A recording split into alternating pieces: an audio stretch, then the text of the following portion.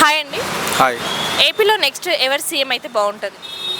అంటే ఇప్పుడు వరకు జరిగిన పరిపాలన అన్నట్లు బేస్ చేసుకుంటే కనుక మేబీ జగన్ నెక్స్ట్ టైం కూడా కంటిన్యూ అయితే బాగుంటుందేమో అనుకుంటా ఉన్నాం. అంటే సెపరేట్ అయిన తర్వాత చంద్రబాబు నాయుడు గారు పరిపాలన చేశారు. కానీ తర్వాత జరిగిన చాలా పాలిటిక్స్ కానీ లేకపోతే చాలా జరిగిన కొన్ని విషయాల్లో అక్రమాలు జరిగాయి అన్న విషయం అర్థమవుతా ఉంది. ఆ విషయాన్ని బట్టి ఆయన కోర్టు కూడా వెళ్ళాల్సిన పరిస్థితి వచ్చింది. సో నా ఉద్దేశం ప్రకారం కొంత లోడ్ బడ్జెట్లోంచే రాష్ట్రాన్ని సెపరేట్ చేయడం జరిగింది. దాని తర్వాత జరిగిన అక్రమాల వల్ల కూడా కొంత నష్టపోయింది ఆంధ్ర రాష్ట్రం అయితే. సో ఉన్న బడ్జెట్లోంచి ఆయన అమ్మ దీవెన కానీ లేకపోతే వేరే వేరే ప్రోగ్రామ్స్ అని కూడా చేసుకుంటూ వచ్చాడు ఆయన. మరి ఆ బడ్జెట్ కొంచెం ఆయనకి ఇంకా కొంచెం అవైలబుల్గా ఉంటే కానీ కొంచెం బెటర్ ప్రోగ్రామ్స్ చేసి బెటర్ స్కీమ్స్ తీసుకొచ్చి కొంచెం బెటర్ గవర్నెన్స్ చేయగలుగుతాడని నేనైతే అనుకుంటా ఉన్నా పర్సనల్గా. సో ఈ 5 years పాలన మీకు ఎలా అనిపించింది? కొంత నెగిటివ్ థాట్ అయితే ఉంది జనాల్లోంచి. నేను మాట్లాడుతూ ఉన్నప్పుడు మాది జంగారెడ్డిగూడెం. సో ఉన్న లోకల్ పీపుల్లో కొంతమంది అయితే నెగిటివ్గా మాట్లాడుతూ ఉన్నారు, కానీ majority of the people are satisfied with Jagan's rule. అంటే జగన్ గారు విద్యా రంగానికి వైద్య రంగానికి ఎక్కువ ఇంపార్టెన్స్ ఇస్తున్నారని అంటున్నారు కదా, నిజమే అంటారా? నిజంగానే ఆయన దాని కేర్ తీసుకుంటూ ఉన్నారు. దానికి సంబంధించిన కొంత డెవలప్మెంట్ కూడా చూడగలుగుతూ ఉన్నాం. సో అంటే ఆరోగ్యశ్రీపై 25 lakhs పెంచారు, అది ఎలా అనిపిస్తుంది?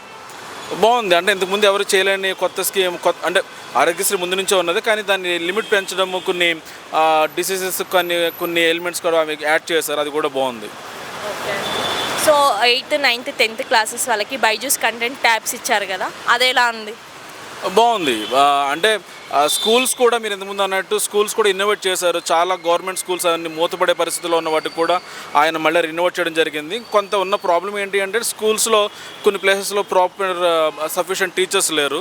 అది కొంత రిక్రూట్ చేయడమో లేకపోతే దాని ఆల్టర్నేటివ్ కూడా చేయగలిగి దాంతోపాటు ఇచ్చిన ఈ ట్యాబ్స్ అవి వర్క్ చేస్తూ ఉంటా ఉన్నాయి. కొంత ల్యాబ్ వర్క్స్ కూడా కొన్ని మంచిగా ఉంటా ఉన్నాయి.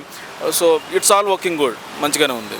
ఓకే, అంటే డిజిటల్ స్క్రీన్లపై క్లాసెస్ చెప్తున్నారు కదా, అది ఎలా ఉందంటారు? కొన్ని ప్లేసెస్లో కొంత టెక్నాలజీ యూజ్ చేసే విషయంలో కొంత స్ట్రగుల్ అవుతూ ఉన్నారు ఫ్యాకల్టీ మెంబర్స్. అది కూడా ఇంకొంచెం బెటర్ గ్రౌండ్ లెవెల్ ట్రైనింగ్ ఇచ్చి దాని తగ్గట్టుగా ఎక్విప్మెంట్ కూడా ఇంకొంచెం బెటర్గా యూజ్ చేస్తే బాగుంటుంది అనుకుంటాం. ఓకే అండి. అంటే ప్రశాంత్ కిషోర్ టీడీపీతో కలిసిపోయారు కదా, ఎన్నికలు ఎలా ఉంటాయి అనుకుంటున్నారు? ఆయన అంటే అంతకుముందు బీజేపీ పరిపాలనకు రావడానికి ఆయన ఎంతో కీలక పాత్ర పోషించాడు. సోషల్ మీడియా విషయంలో కానీ మిగతా విషయాల్లో ఆయన చాలా చక్కగా వర్క్ చేశారు. కానీ అంతకుముందు దాని తర్వాత జరిగిన విషయాల్లో కూడా ఆయన అంత కీగా ఏమీ వర్క్ చేయలేదు ప్రశాంత్ కిషోర్ గారు. మరి ఈసారి ఆయన నాకు తెలిసి ఆయన ఉన్నా లేకున్నా జగన్ అయితే సెకండ్ మళ్ళీ ఆయన రూల్ చేస్తారని అనుకుంటా ఉన్నాను. అంటే ఆయన వ్యూహాలు జగన్ని ఓడించగలలేవంటారా?